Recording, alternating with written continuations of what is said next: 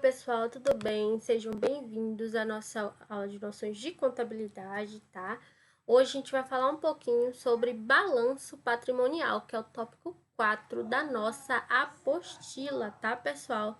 Então, vamos ver, ó. Aqui no balanço patrimonial, a gente sempre segue um modelo, tá? A gente tem a parte do ativo, que a gente já conhece, e a gente tem o passivo também.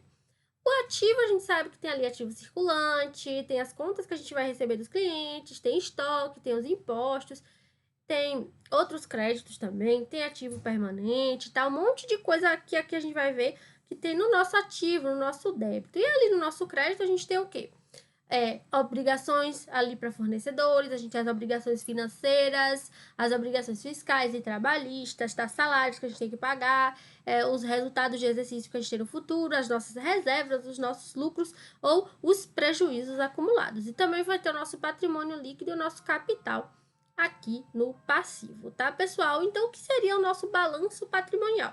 É uma demonstração financeira que vai mostrar resumidamente qual é o patrimônio que a nossa empresa tem, tá? Segundo a lei, né, o balanço patrimonial segue a lei 604/76, que vai tratar da classificação e dos critérios de avaliação de contas ali do balanço, tá? Então, essas contas, elas vão ser classificadas de acordo com os elementos do patrimônio que registram essas contas, e elas vão ser agrupadas para facilitar ali o conhecimento e a análise da situação financeira ali da empresa. Então, no ativo, as contas elas são dispostas em ordem decrescente do grau de liquidez e elas vão ser registradas em alguns grupos. A gente tem o ativo circulante, o ativo que é realizável a longo prazo e a gente tem ativo permanente. E esse ativo permanente ele vai ser dividido em dois, mas são três. Em investimentos, ativo imobilizado e ativo diferido, tá, pessoal? Então, vamos ver um pouquinho sobre isso, tá? Já no passivo, a gente tem passivo circulante, passivo elegível a longo prazo, exigível, e resultado de exercício futuro, tá? A gente também tem o patrimônio líquido, e dentro desse patrimônio líquido a gente vai ter o capital social, a nossa reserva de capital, os lucros e os lucros ou prejuízos acumulados, que a gente já viu na aula passada, tá? E a gente tem as contas que também vão representar as obrigações, tá? Que elas vão ser classificadas ali de acordo com os prazos delas, tá? Que a gente tem que pagar. Mas então, professora, quando é e como é que eu vou elaborar o balanço patrimonial, tá? A gente vai elaborar sempre, né, que a gente quiser. É isso, né, pessoal? Vida que segue. Então, a gente vai fazer esse balanço mensal. Pode fazer trimestral, semestral, faz todo início do mês, né? Ou quando termina o nosso exercício, tá? Então, isso vai depender da legislação tributária, da legislação comercial.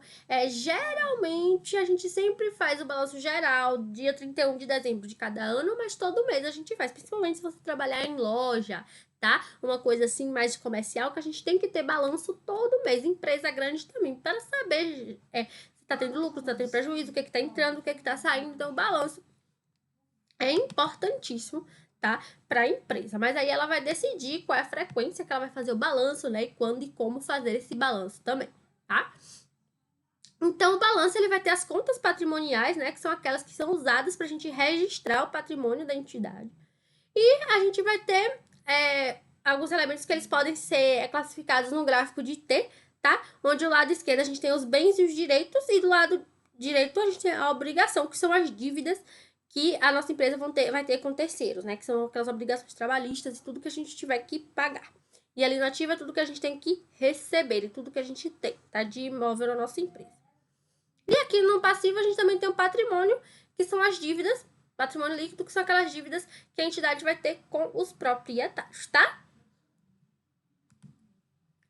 Então, no ativo, as contas vão representar os bens e os direitos, então elas vão estar na ordem decrescente do grau de liquidez, tá? E a gente vai ter três grupos principais, que são o ativo circulante, o ativo realizável a longo prazo e o ativo permanente. O grau de liquidez é a possibilidade dessas contas elas se transformarem em dinheiro, ó, money, bufunfa. O ativo circulante são aquelas contas que vão representar as disponibilidades, ou seja, os direitos que a empresa tem ali a curto prazo e as despesas que ela vai ter no exercício seguinte. Então, trocando em miúdos, assim vai ter dinheiro no caixa para pagar as contas. As disponibilidades são aquelas imediatas, né, que é o dinheiro que a entidade tem no caixa ali ou no banco, em conta corrente. Então, é aquele dinheiro que você pode mexer. E as quase imediatas são aqueles que estão disponíveis, mas vão precisar de um tempinho ali para ser resgatado ou para ser liberado. Então, é você ter uma quantidade X, né, de dinheiro que você pode retirar no banco. Então, se você não tiver aquela quantidade, né, X,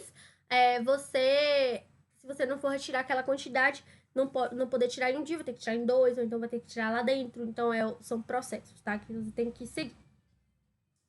Existem também aplicações a curto prazo, né, que são aqueles que podem ser vendidos ou consumidos, né, e podem ser convertidos em dinheiro no exercício seguinte ao do balanço ou durante o ciclo operacional da empresa. O ciclo operacional é o tempo que a empresa vai realizar sua atividade principal, tá? A gente tem também as contas a receber dos clientes, que são aqueles direitos que a gente vende as mercadorias ou o serviço ali a prazo, tá? E os clientes vão pagando, tá? E os estoques são aquelas contas que representam os estoques ali na data do balanço, tá? A gente também tem os impostos a recuperar, né, que são os direitos da entidade junto aos governos municipal, estadual ou federal, que são créditos tributários ali que a gente viu, a gente já teve a nossa aula de impostos na aula passada, a gente vai ter outra aula, né? A próxima aula também vai ser de imposto, tá, pessoal? A gente tem também investimentos temporários de curto prazo, tá? Que são as contas que a gente vai ter aplicação de dinheiro, tá? E aí pode ser título de venda, pode ser aplicação no mercado financeiro ou no mercado de capital, tá? Então, são investimentos aí que a empresa faz que pode recuperar a curto prazo esse dinheiro, tá? Outros direitos aí de curto prazo são aqueles que não foram lançados nos outros grupos, tá? E que vão ser liquidados até o final do exercício, tá? Então, por exemplo, quando você adiantou o salário do empregado, ou adiantou o fornecedor, tem um aluguel para receber, tá? Tomou algum empréstimo, alguma coisa do tipo, tá? A gente tem também os ativos a longo prazo, né? Então, são contas, tá? Que elas são vencíveis a longo prazo, ou seja, elas vão terminar depois do exercício. Então, por exemplo, a gente tá no ano de 2001, a gente tem alguns direitos que só vão ser cobrados em 2002, né? Bem recente esse exemplo. Então, acredite se quiser, 2001 foi há muito tempo atrás, 19 anos atrás, tá, gente? Não foi ontem. Então, ativo permanente são bens da empresa adquiridos sem a pretensão de negociar futuramente, tá? E os investimentos são participações permanentes em sociedades que podem ser coligadas ou controladas, tá? E os direitos de qualquer natureza que não foram classificados lá no nosso ativo circulante. A gente tem também o ativo imobilizado, que são aquelas contas que vão representar as aplicações dos recursos em bens de uso lá, tipo móveis, utensílios, os terrenos, tá? Os veículos, tudo isso aí é ativo imobilizado, tá?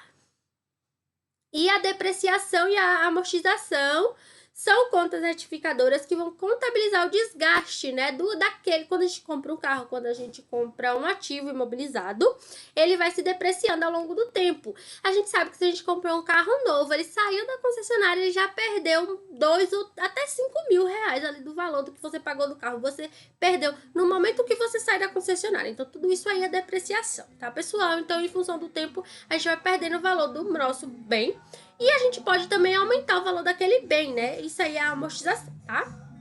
E ativo diferido são aquelas contas que vão representar bens imateriais, ou seja, bens intangíveis, tá? Que vão ser aquelas despesas da organização ou modernização da nossa organização, tá? Então, são aqueles recursos que a gente vai aplicar, né? Ou despesas que vão contribuir para a gente formar o nosso resultado de exercício, tá? Então, tem aí juros que foram pagos ou juros que foram creditados aos acionistas durante esse período, tá?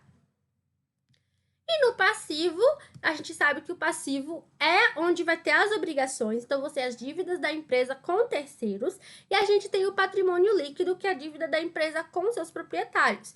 Então, a gente tem o passivo circulante, o passivo exigível a longo prazo, o resultado de exercício futuro e o patrimônio líquido aí no nosso ativo, tá? O patrimônio líquido vai ser aquele capital social que é injetado para construir a empresa, que vai ter aquela reservinha de capital ou lucros e prejuízos que foram acumulados durante o exercício, tá, pessoal? E a gente tem, por fim, a nossa DRE, que é a demonstração do resultado de exercício, tá? É um relatório que vai demonstrar de forma resumida tudo o que a empresa fez, todas as operações que foram realizadas pela empresa, tá? Então, a gente vai confrontar ali o que teve de receita, o que teve de despesa, o que teve de investimento, o que teve de custo, né? O que foi que a gente apurou ali de provisão, tá? E vai ter também o nosso resultado, vai ter o resultado líquido da nossa empresa. Ou seja, no final da DRE, a gente vai saber se tá valendo a pena a nossa empresa ou se a gente só tá tendo dor de cabeça e gastando dinheiro, tá, pessoal? Nossa apostila, ela só tem um modelo lá de DRE, tá? Ela não fala muito sobre a DRE. E ela é muito importante para a contabilidade. Então, a nossa atividade de hoje é para vocês pesquisarem qual é a importância da DRE, para que ela serve e mandarem um exemplo da DRE. A professora precisa fazer um exemplo? Não, gente, o Google tá aí, meus amores. Utilizem ele à vontade. Vocês pesquisem, tá? Não esqueçam de sempre que a gente tá pesquisando, colocar a fonte, tá? E vocês pegam um exemplinho de DRE, vejam se entendem. Se tiver com alguma dúvida, coloca lá no grupo ou fala no privado, para a gente montar a nossa DRE. E no final da nossa disciplina, eu vou colocar alguns vídeos ensinando a fazer tanto o balanço quanto a DRE, tá? E aquele demonstrativo que a gente aprendeu, né? Balancete e Razonete também, no Excel, que é um software que a gente utiliza bastante, tá, pessoal? Espero que vocês tenham gostado da aula de hoje, tá? Não esqueçam de responder a atividade. Até a próxima aula!